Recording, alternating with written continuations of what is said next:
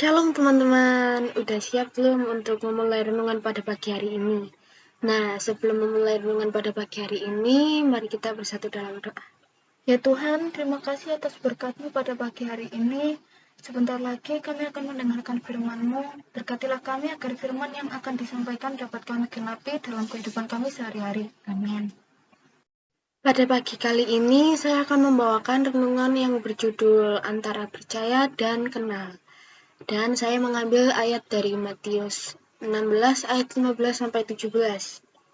Lalu Yesus bertanya kepada mereka, "Tetapi apa katamu, siapakah aku ini?" Maka jawab Simon Petrus, "Engkau adalah Mesias, Anak Allah yang hidup." Kata Yesus kepadanya, "Berbahagialah engkau Simon bin Yunus, sebab bukan manusia yang menyatakan itu kepadamu, melainkan Bapa-Ku yang di sorga." Amin. Di banyak negara, adanya Tuhan secara resmi diakui. Bahkan ada negara-negara yang pemerintahannya berdasarkan agama tertentu, atau setidaknya berlandaskan kepercayaan bahwa Tuhan itu ada. Walaupun demikian, hal itu belum tentu menjamin bahwa negara-negara itu secara kolektif lebih baik dalam hal kesalehan dari negara lain. Memang, soal iman adalah soal pribadi, dan apa yang dipercaya oleh seseorang secara individual biasanya hanya berpengaruh pada hidupnya sendiri. Sebenarnya, iman itu bisa diartikan secara luas. Ada orang yang percaya adanya Tuhan tanpa mengenal siapa Tuhannya. Pada pihak yang lain, ada orang yang tahu siapakah Yesus itu tetapi tidak percaya bahwa ia adalah Tuhan. Lalu bagaimanakah orang bisa percaya dan mengenal Tuhan? Haruskah manusia kenal dan kemudian percaya? Ataukah orang harus lebih dulu percaya dan kemudian kenal? Yang benar adalah iman harus ada sebelum kenal. Rasul Paulus banyak menulis kepada jemaat mengenai soal kenal kepada Tuhan. Paulus berkata bahwa sekalipun banyak orang mengenal Tuhan, mereka tidak memuliakan Dia sebagai Tuhan atau mengucap syukur kepadanya. Sebaliknya, hidup mereka dibaktikan kepada hal-hal yang sia-sia dan hati mereka yang bodoh menjadi gelap. Memang, sekalipun dalam sebuah gereja, firman Tuhan itu dikhotbahkan atau dipakai sebagai pedoman, itu tidak menjamin bahwa seluruh anggotanya mau memuliakan Tuhan dan hidup menurut jalan yang baik. Mengapa demikian? Karena mereka tidak benar-benar percaya adanya Tuhan yang menuntut mereka untuk memuliakan Dia dan bersyukur kepadanya setiap hari. Pengenalan yang keliru karena tidak adanya iman yang benar. Kepercayaan kepada adanya Tuhan sebenarnya adalah hal yang sulit untuk dijabarkan. Karena itu, ada banyak orang yang merasa beriman kepada Tuhan, tetapi sebenarnya tidak demikian. Mungkin mereka hanya kenal. Mengapa demikian? Yang pertama, adanya Tuhan yang beraneka ragam menurut berbagai kepercayaan bisa membuat bingung manusia. Manusia dengan demikian mungkin saja berbakti kepada Tuhan yang ada menurut pengertian, kebiasaan, atau adat istiadat mereka saja. Kedua, seringkali Tuhan yang dikenal manusia adalah oknum yang diharapkan untuk bisa memberi kehidupan yang nyaman kepada manusia. Tuhan untuk mereka bukanlah oknum yang maha kuasa dan maha suci, yang membenci mereka yang merasa saleh tetapi tetap hidup dalam dosa.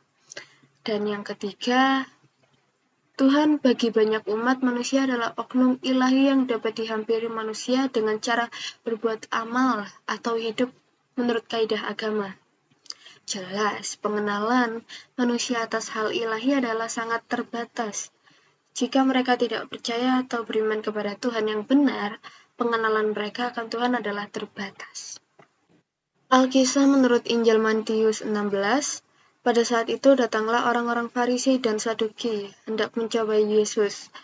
Mereka meminta supaya ia memperlihatkan suatu tanda dari sorga kepada mereka agar mereka bisa percaya bahwa ia adalah Tuhan. Tetapi Yesus menolak permintaan mereka. Katanya, angkatan yang jahat dan tidak setia ini menuntut suatu tanda, tetapi kepada mereka tidak akan diberikan tanda selain tanda Nabi Yunus. Lalu Yesus meninggalkan mereka dan memperingatkan murid-muridnya supaya mereka waspada terhadap ajaran orang Farisi dan Saduki yang menuntut tanda ilahi sebagai syarat iman. Iman harus lebih dulu ada sehingga pengenalan akan tumbuh secara benar.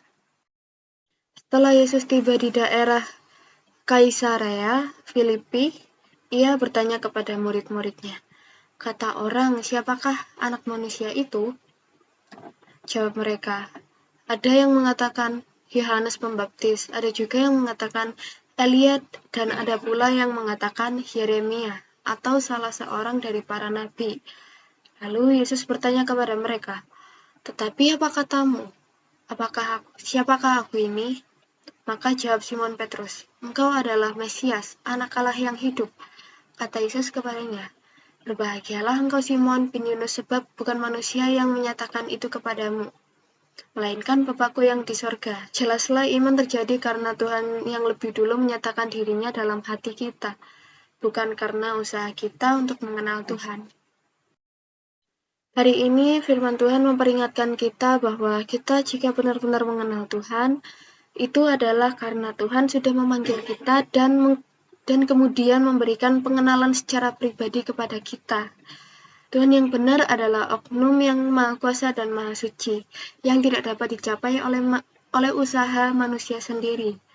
Hanya melalui darah Kristus, Tuhan bisa melupakan dosa-dosa yang pernah kita perbuat sehingga kita dapat mengenal Dia. Dengan pengampunannya, kita harus mau mempersilahkan Dia untuk mengubah hidup kita. Dari hidup lama, mementingkan diri sendiri menjadi hidup baru untuk memuliakan Tuhan. Kepercayaan kepada Tuhan yang benar adalah iman dan bukan agama, karena agama diciptakan manusia sedangkan iman adalah pemberian Tuhan. Karena itu, dalam hidup kekristenan, kita menjalankan firman Tuhan karena sebagai orang-orang yang sudah menerima keselamatan. Dan kita mau memuliakan Tuhan. Perbuatan baik kita adalah tanda bahwa kita sudah kenal kepada Dia melalui iman yang benar dan bukan usaha yang mendapatkan keselamatan di surga atau kenyamanan hidup di dunia. Sekian firman Tuhan pada hari ini. Kita semua sama-sama diberkati. Sebelum menutup firman pada pagi hari ini, mari kita bersatu dalam doa.